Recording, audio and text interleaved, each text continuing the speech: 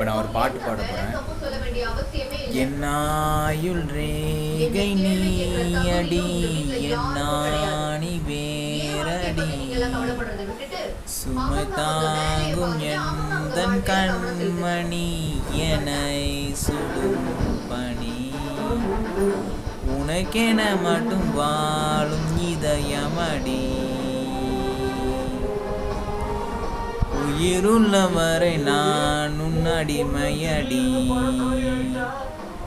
பிறை தேடும் இரவிலே உயிரே எதை தேடி அலைகிறாய் கதை சொல்ல அழைக்கிறேன் உயிரே தன்னந்தனியாய் நீ வா.